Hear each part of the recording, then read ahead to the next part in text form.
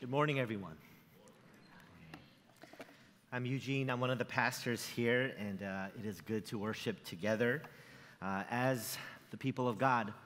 This Lenten season, we've been reflecting on some of the ways that we often get stuck in our spiritual journeys. And we've been saying that we get stuck not so much because we're not going anywhere, but because we keep going in circles. We keep repeating the same unhealthy patterns that keep us from growing and experiencing freedom and full life in Christ. And today we're going to look at what is perhaps one of the most insidious traps that we can fall into: bitterness. Now, when we were trying to figure out which pastor should preach on what topic, I have no idea why they thought that I would be the right person to talk about this, because I am the least bitter person on our staff. So anyway, I want to acknowledge that the topic itself is heavy.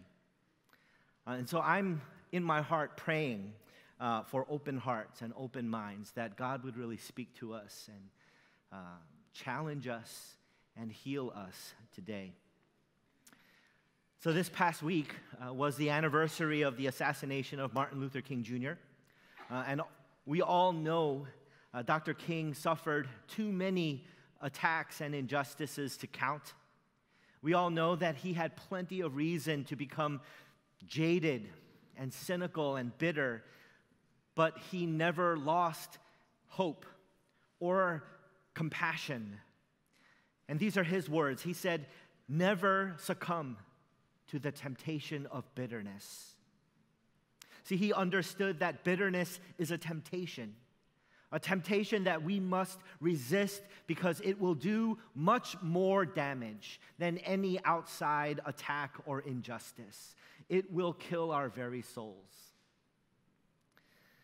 Several years ago, I was having breakfast at a local restaurant with two friends who were high rockers, and it seemed that the kitchen got part of our order wrong. And this happens to everyone, right? I mean, it's totally understandable. It's a weekend and it's busy. No big deal. And so when the server came around, we kindly let her know that we ordered the meal with a side of Canadian bacon, not regular bacon. Honest mistake, right? Anyone could have made that mistake. But her response caught us all off guard. She said, "No, you ordered bacon." And I said, actually, I'm pretty sure we ordered Canadian bacon. "No, you asked for bacon, so I brought you bacon." Now, we're Christians. And so, we're not going to make a big deal out of this. And so we decided to just take the high road and just say, never mind, it's okay, we're fine. And we just tried to shake it off and enjoy the rest of our meal.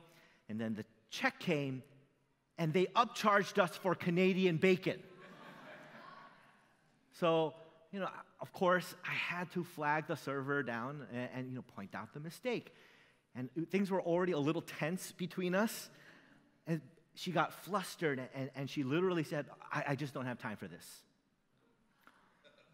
So, okay, can I speak to a manager or the owner? And things went from bad to worse. The owner came out from the back looking very agitated, and he said immediately, "What's the problem?" And I said, "Oh, there's no problem. It's just that," he cut me off, and he said, "Well, I'm standing here, aren't I? So there must be a problem." So I began to try to explain as calmly as I possibly could, but before I could even say a few words, the owner just said, "You know what, there's no problem." He grabbed our check, and he ripped it up in front of us, and he threw it on the table, and he just stormed off. This was in front of the whole restaurant. And my friends and I were just stunned. We are in shock. We don't know what to do, and so without even saying anything, we just got up and walked out. Now, I was proud of the way we handled this situation. I mean, we never raised our voices. We were as calm and as respectful as possible. I mean, they were clearly in the wrong, and we were so patient while they were so rude. And so the next day, of course, I had to tell whoever happened to be in the office what happened. And of course, everyone reacted with the appropriate righteous indignation. And I gotta admit, that felt pretty good. And we were treated so unfairly. I had to wonder, was this racism? Like, what terrible service? And I vowed never to go back to that establishment again. But for months later, whenever someone suggested that we meet at that restaurant, I was just like, yeah. I would politely decline and suggest an alternative. And of course, they would ask why. And of course, I would have to tell the whole story over again. And each time they would be horrified. And each time it felt just as good as the first time. And they would say something like, I'm never going back there again. And inside I'm thinking, yeah, that's right. The food isn't even that good. And they don't deserve to be in business.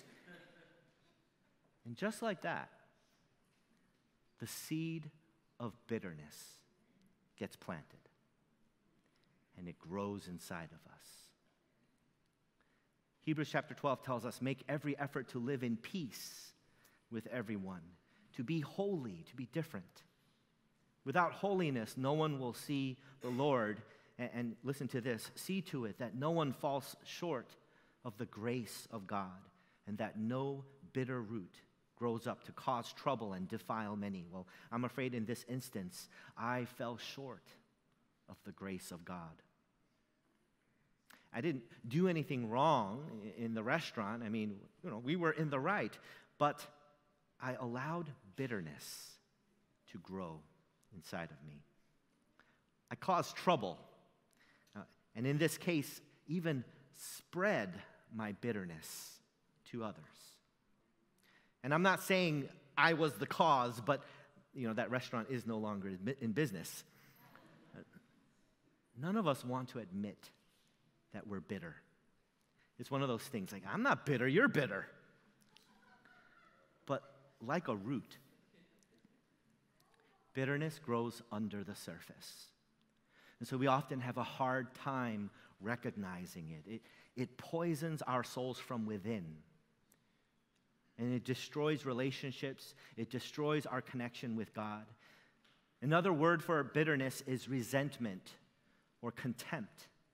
According to the Gottman Institute, who studies this stuff, it's the number one predictor of divorce in marriages with 90% accuracy. I don't know how they ended up with that number, but it sounds convincing. It is one of the most destructive and toxic of human emotions. And so we need to understand it. What is bitterness? Most people think of bitterness as prolonged unforgiveness, something we hold against someone who wronged us. But I believe it runs deeper than that. Bitterness is the pain we hold on to and cannot let go. It always starts as some kind of wound. Perhaps it's being treated unfairly, or misunderstood, or being rejected or abused. Usually, it starts with a legitimate pain. But the pain itself is not the problem. It's what we do with our pain that matters. Instead of allowing that wound to heal, bitterness is like habitually picking at the scab and reopening the wound to keep it fresh. Why do we do this? It's a really good reason. Because bitterness can feel so righteous. It can feel so virtuous, right? They're wrong.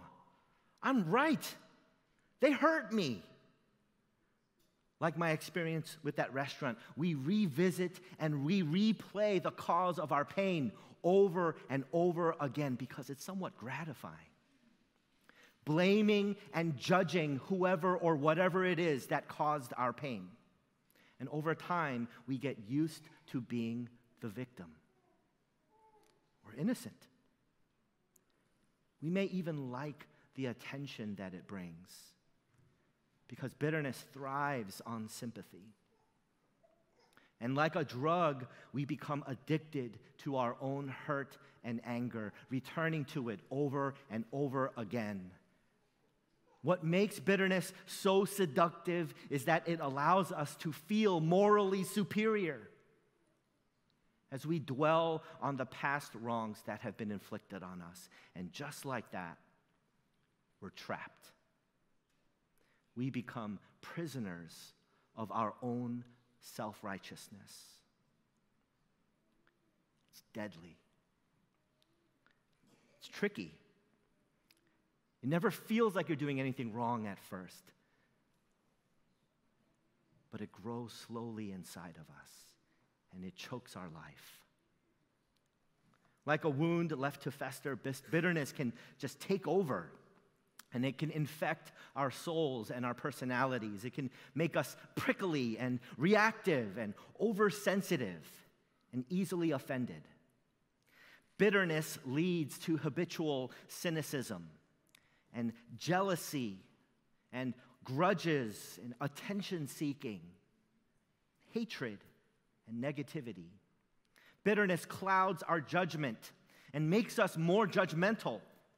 The more we nurse our bitterness, the more difficult it becomes to give and receive forgiveness. It chokes our capacity to love. Bitterness is a miserable prison that we make for ourselves. It's been said many different ways before, but harboring bitterness is like eating rat poison and expecting the rat to die.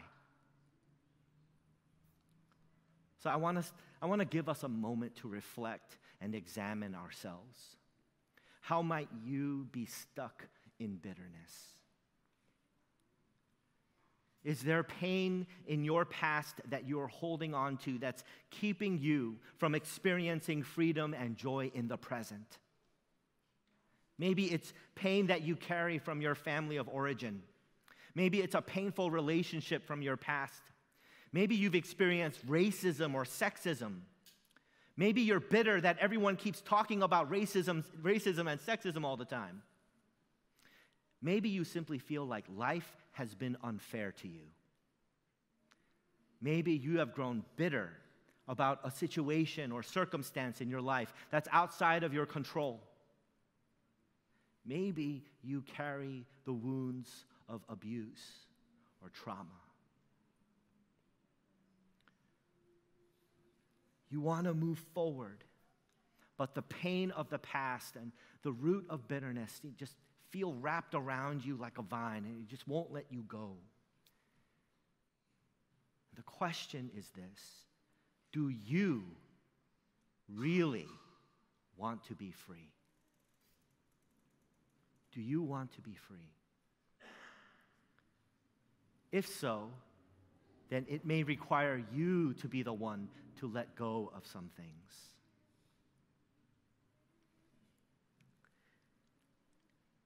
In the passage that was read for us earlier, we're going to go into this. The Apostle Paul is laying down some ground rules for what it means to be in Christian community. Like, what does this look like? How do we do this? And among many helpful instructions, he offers this sound advice. He says, in your anger, do not sin. Do not let the sun go down while you are still angry, and do not give the devil, the enemy, a foothold. And it's important to note that he doesn't say, don't be angry. Don't deny your feelings. In fact, he seems to assume that when a bunch of broken, sinful people try to be in community together, they are bound to hurt one another. There are bound to be many good reasons to be angry. Paul is saying, be angry, but don't sin. Don't let the sun go down on your anger, meaning don't let it fester. Or, in other words, keep your accounts short. Many of us may feel tempted to avoid conflict and just deny our feelings.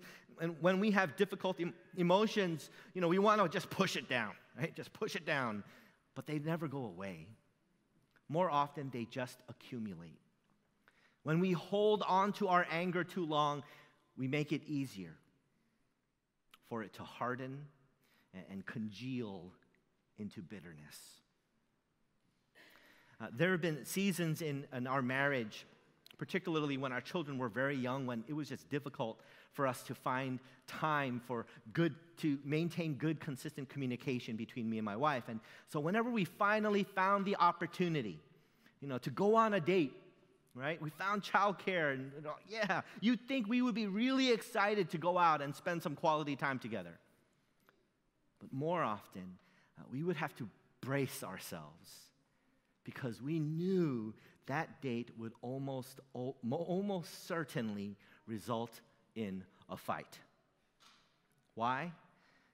Because by the time we were actually able to sit down and talk, there had been so much deferred maintenance, so much work to do, so many little slights and frustrations that have accumulated over the past weeks that they needed to come out somewhere, sometime. And I'll say those were rough years in our marriage because we didn't do a very good job at not letting the sun go down on our anger.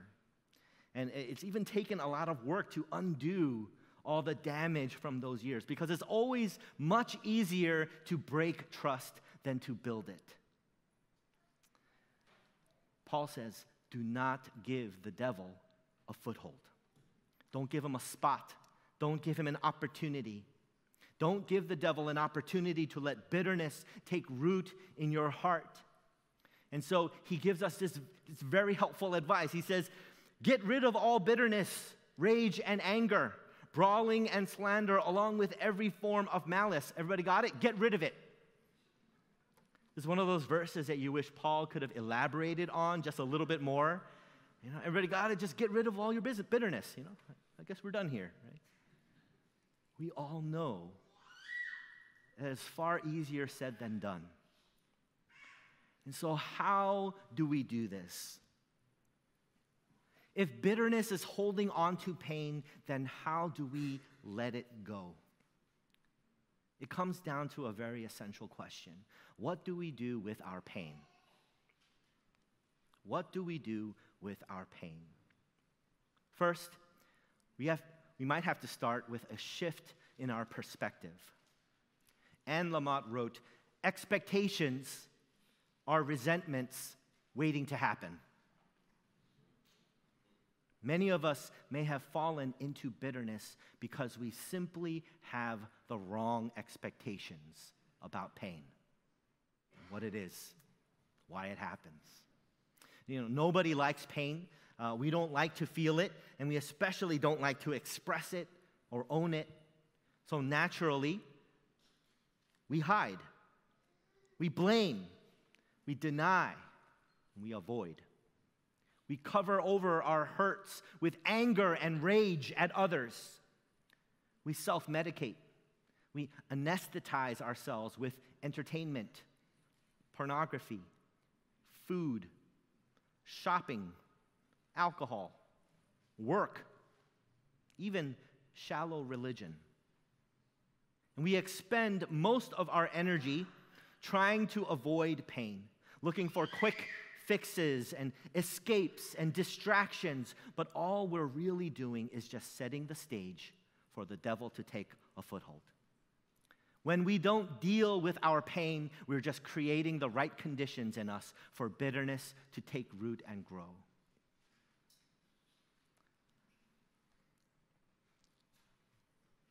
I want us to consider, what if pain is not the problem? What if your pain isn't what is keeping you from experiencing God? What if your pain is actually intended to be your pathway to God? It's the runway. It's the door.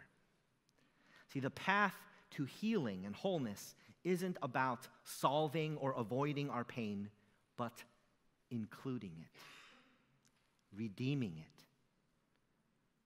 transforming it, incorporating it into who we are and our unique salvation story. And how do I know that? As with most things, I just look at Jesus. Jesus never avoided pain.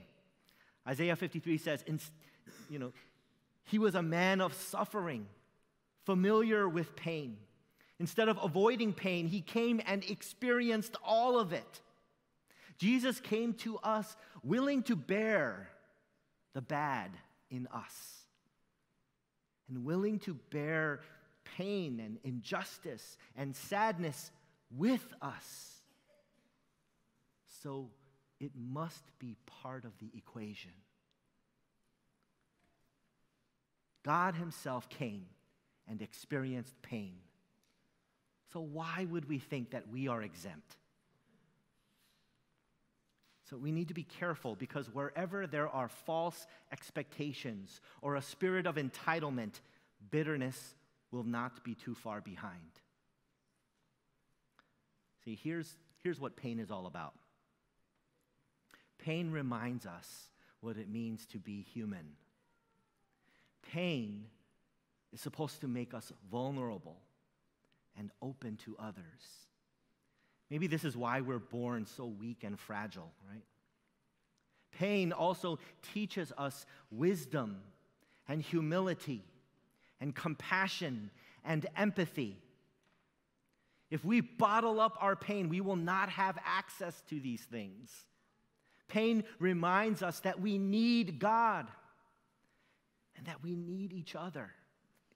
That no one is an island. Think about it. What would we be without our pain? What would we be if we never experienced weakness and hardship and failure or hurt feelings? It's hard to imagine any person of spiritual depth and character who has never suffered, who doesn't have access to their own pain. Because pain is part of the deal. God doesn't just save us from it, he saves us through it. Just look at Jesus.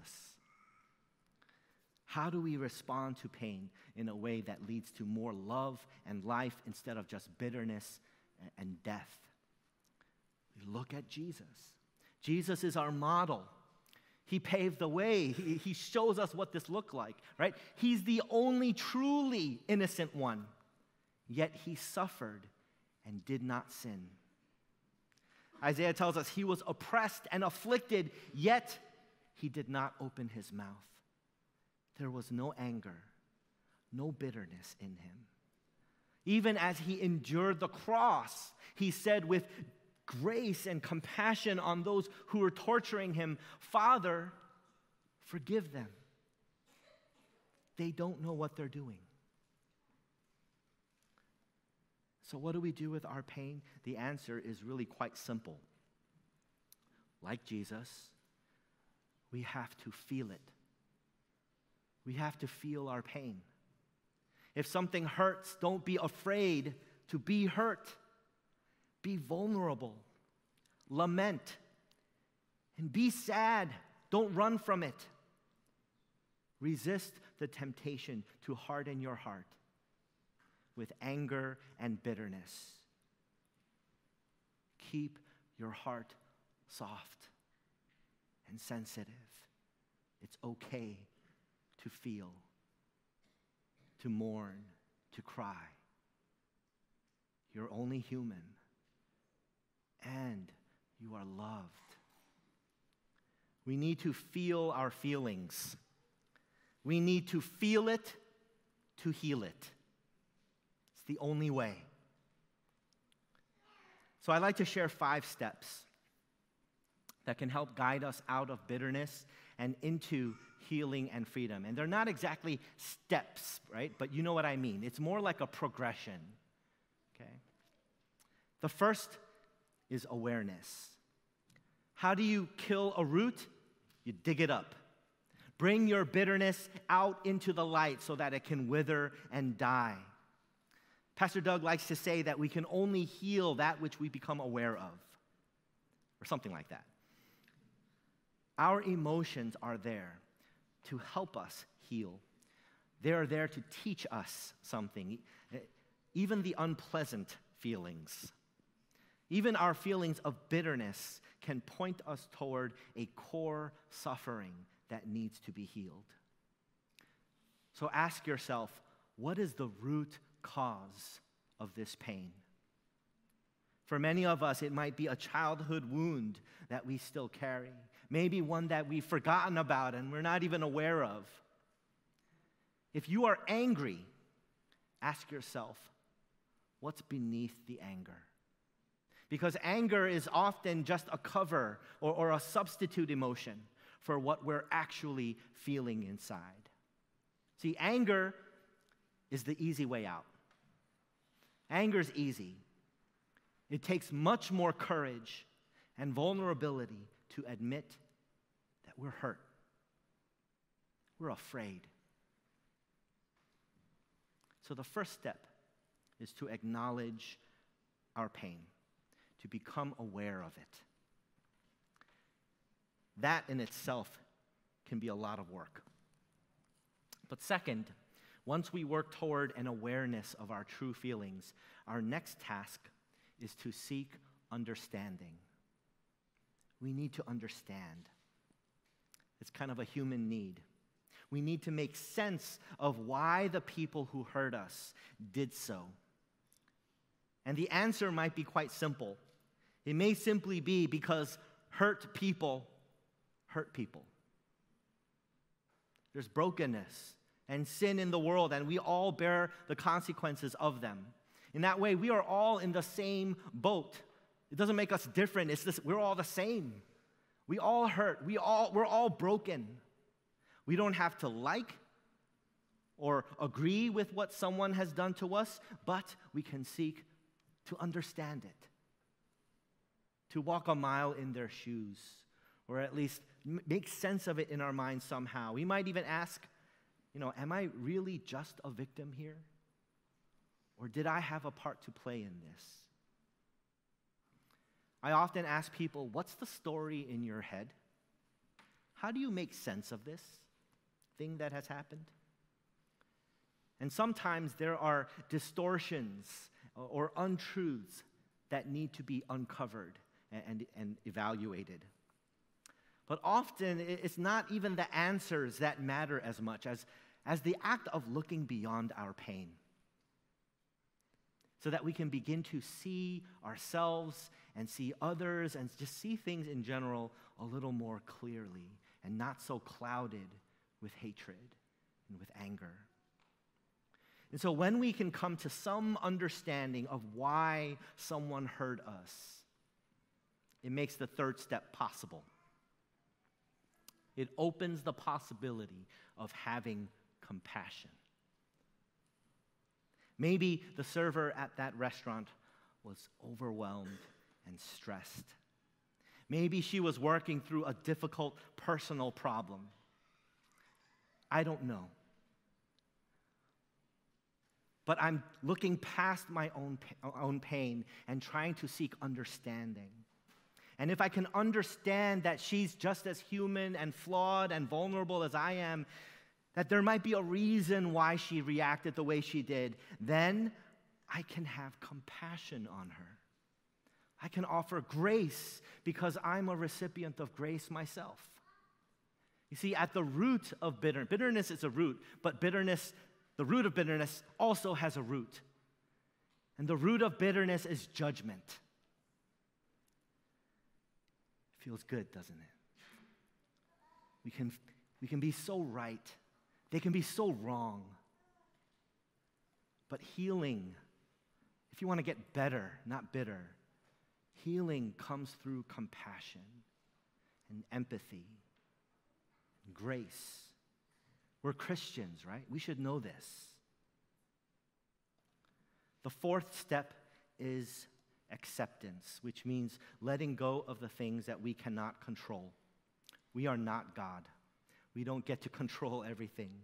It's letting go of things like the past, other people, or certain circumstances that are outside our control. We need to let go of our need to judge everything, and we need to trust that God knows the real story.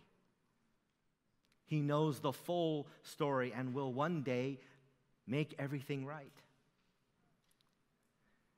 The fifth and final step is forgiveness. And that comes last. That's not something that just comes easily. but hopefully, if we have done the work of awareness and understanding and compassion and acceptance, the jump to forgiveness won't feel so big. Ask yourself, is Jesus' forgiveness only good news for you? Or does it also include the person who hurt you, the person who wronged you? Paul makes sure to remind us to forgive, not forgive period, but forgive just as in Christ God forgave you. See, you are not different. You are the same. Forgive not because you're better than the other person, which breeds bitterness, but because you're the same. Not out of superiority, but out of solidarity. That the one thing we all have in common is that we all carry brokenness and pain inside of us. Everyone has a story. And so Paul says, let's be kind and compassionate to one another. One of the deepest sources of pain from my past is my complicated relationship with my parents, and in particular with my mother. Maybe some of you have overbearing a mother or a father. And I've shared in previous sermons that while I attended high school in New York City, my parents moved to Korea for financial reasons. Long story short, they left me and my sister alone to take care of ourselves in the middle of, some very formative years, which was painful.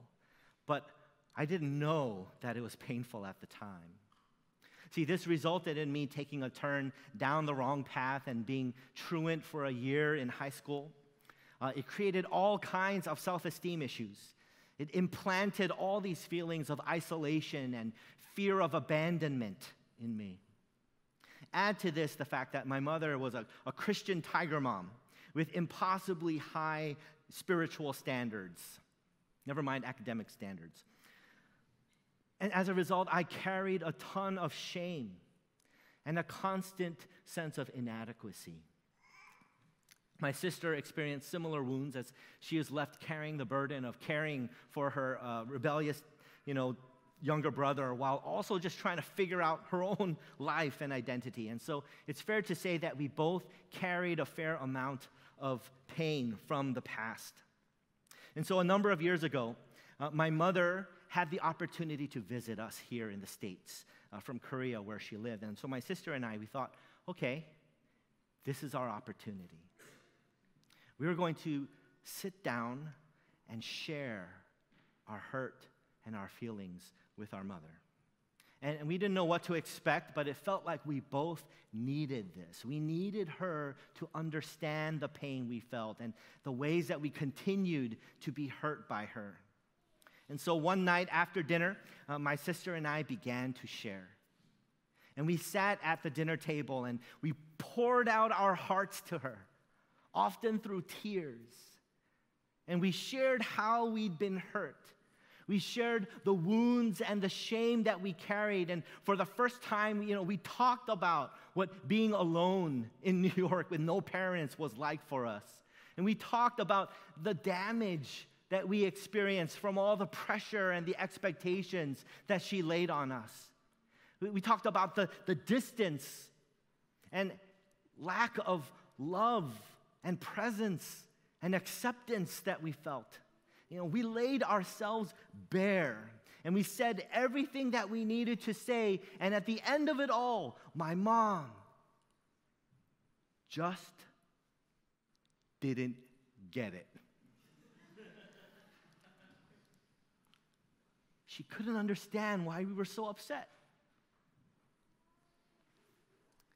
And suddenly it hit me. I realized she's probably never going to understand. I realized that in that moment, she probably was never going to change, right? She is a 70-plus-year-old Korean woman who lived through war and immigrated to the United States with nothing and raised 2 children, doing everything she could to give us a better life than she had.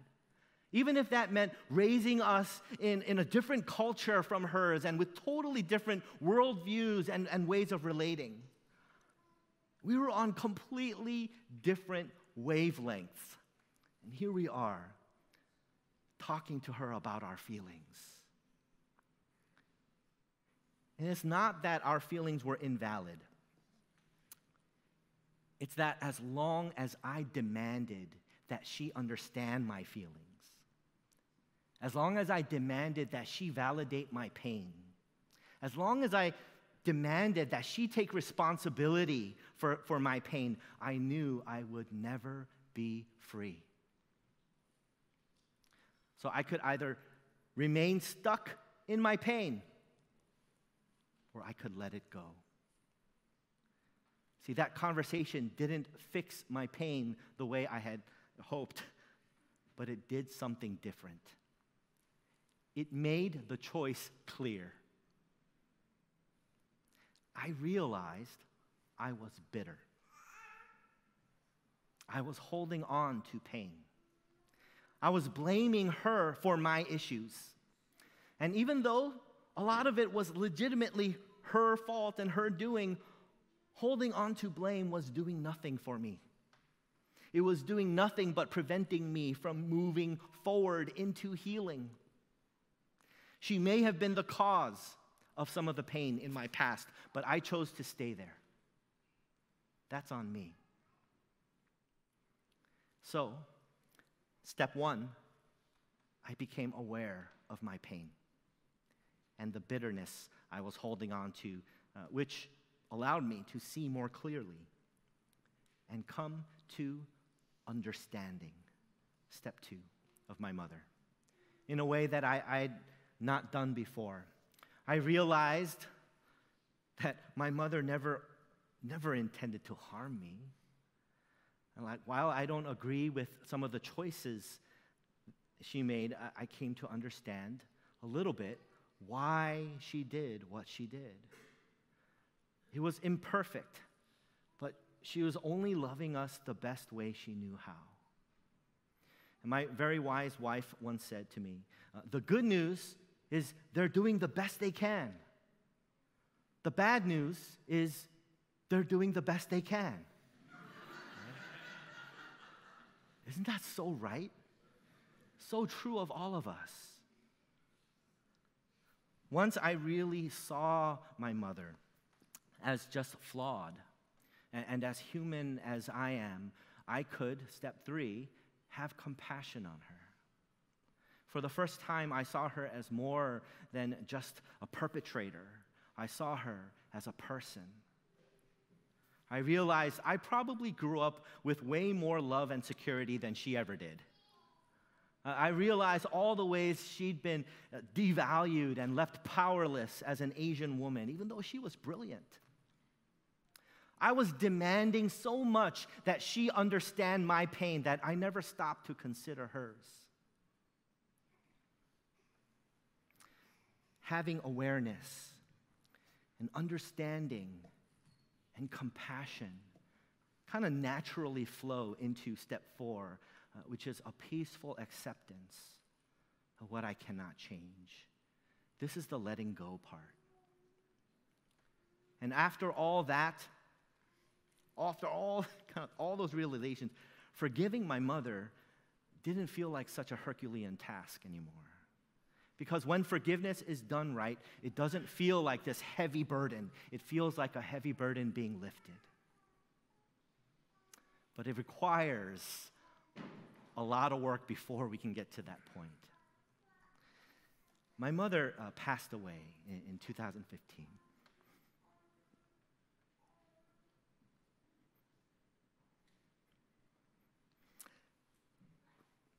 But I'm so thankful that in her final years,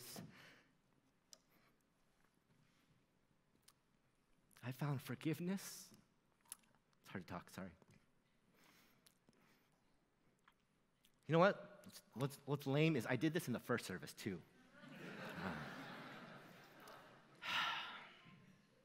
I found freedom from my bitterness. I'm so thankful that I got to accept and appreciate my mother for who she was and genuinely enjoy and just love her in the end. God healed our relationship, and He healed me. Friends, our God is a healer. Our God forgives and loves. That's what He's about. He transforms pain into peace, into freedom. Is there someone who has hurt you? Is there something that is keeping you trapped in bitterness and you don't know how to break free of it? I want to say a few words to you.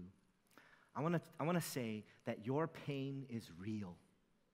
I believe you, and I lament with you. People have hurt you deeply. You've had painful experiences with organizations and churches and unjust systems. You have experienced betrayal and loss. Whatever happened shouldn't have happened. Whoever hurt you shouldn't have hurt you. And I am so sorry, and I grieve that you have taken damage, and that has affected your life. Perhaps that has even hardened your heart. Your pain is valid. You have a right to be angry. But I also want to let you know that there's a way to be hurt and angry and not sin. There is a way to overcome darkness instead of be overcome by it. Do not let bitterness take hold in your heart. It is not the easy path, but that's why Jesus calls it the narrow road that leads to life that only a few find. The narrow road that leads to life looks like freedom and forgiveness. It looks like vulnerability and love. I want to say that sometimes we may need help. We might need support to work through our pain. It's hard work, and there is absolutely no shame in seeking out a counselor or a trusted friend or a pastor or spiritual guide to walk with us. See, all of these steps can be a process. So take your time. Forgive when you are ready, when it feels real. But at the same time, don't let the sun go down on your anger. Don't let the devil keep his foothold in you and keep you stuck. Would you be willing to take a step today? Open your heart today to step out of bitterness, to let go, and step into God's healing and freedom. I want to invite us to take a few moments to search our hearts. Is there any root of bitterness that resides there? Or perhaps it might be small, it's just starting to grow. If so, invite God to show you what wound or pain needs to be healed in you. And would you offer that up to God? And would you consider what does it look like for you to take a first step toward healing? Let's bow our heads together.